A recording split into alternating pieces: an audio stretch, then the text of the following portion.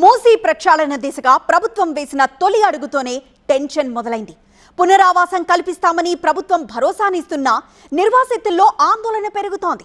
Musi river బెడ్లోని అక్రమ నిర్మాణాల గుర్తింపు కోసం గ్రౌండ్లోకి దిగిన అధికారులకు చుక్కలు కనిపిస్తున్నాయి.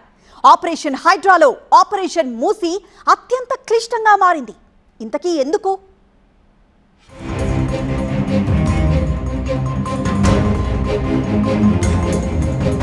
టెర్రర్ పుట్టిస్తోన్న ఆర్బీఎక్స్, మూసీ ఒడ్డున మార్కింగ్ టెన్షన్, కూల్చివేతకు ముందస్తు కసరత్తు, అధికారులకు గో బ్యాక్ స్లోగన్లు.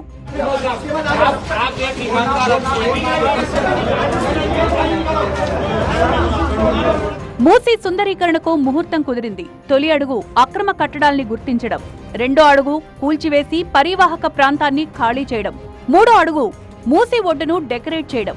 ఈ ఎక్సర్సైజ్ లో భాగంగా మొదటి అడుగు ముందుకు వేసింది హైడ్రా.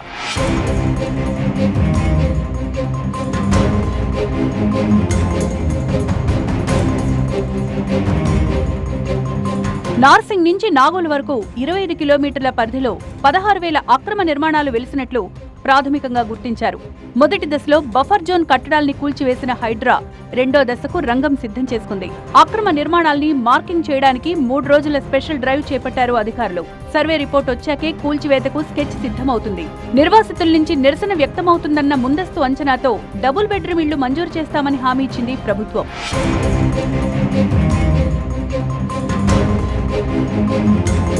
ఇప్పటికే పాత బస్తీలోని చాదర్ఘాట్, మూసానగర్, శంకర్ నగర్ మూసీ పరివాహక ప్రాంతాల్లో రెవెన్యూ అధికారులు తనిఖీలు చేశారు. గోల్కొండ మండల పరిధిలో కొలతలు తీసుకున్నారు. ఇబ్రహీంపట్నం, ఆశ్రమ్ నగర్ లో అధికారులు సర్వే చేశారు. స్థానికుల దగ్గర ఆధార్, ఆస్తి పన్ను, కరెంటు బిల్లుల్ని తీసుకుని నిర్ధారించిన తర్వాతే మార్కింగ్ చేస్తున్నారు. అధికారులు దీనికి సంబంధించి ప్రత్యేక టీంలు కూడా ఏర్పాటు చేసింది హైడ్రా.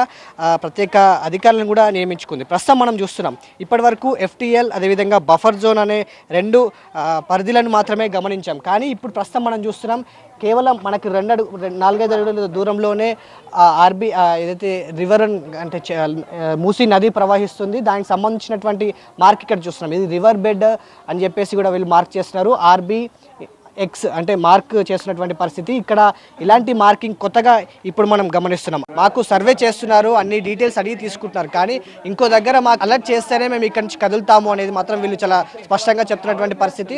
సో వీకెండ్లో కూల్చేందుకు అధికారులు రెడీ అవుతున్నారు.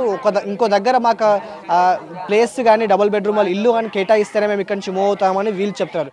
అధికారులు వచ్చి తమ ఇళ్లకు మార్క్ చేసి వెళ్లిపోతుండటంతో స్థానికుల్లో ఆందోళన మొదలైంది.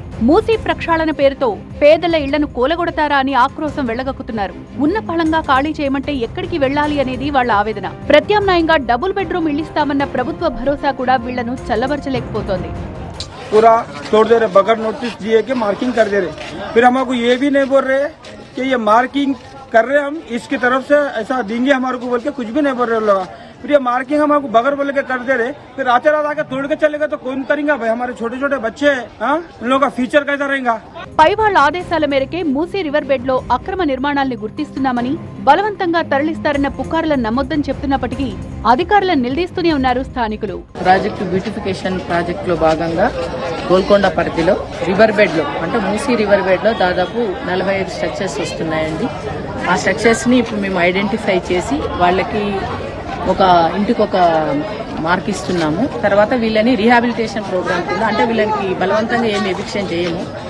ఈవెన్ బెడ్ లో ఉన్నా కానీ అది గవర్నమెంట్ ల్యాండ్ అయినప్పటికీ వాళ్ళు నివసిస్తున్న గృహాలు కాబట్టి వాళ్ళకి రీహాబిలిటేషన్ కార్యక్రమం కింద 2 BHK కేటాయించడం జరుగుతుంది. అక్రమ నిర్మాణాల మార్కింగ్ పూర్తవగానే కూల్చివేతలు షురూ చేయబోతోంది హైడ్రా. వచ్చే ఆదివారమే హైడ్రా బుల్డోజర్లు మూసీ ఒడ్డుకు చేరబోతున్నాయా? మూకుమ్మడి కూల్చివేతలతో హల్చల్ చేయబోతున్నాయా? చూడాలి మరి.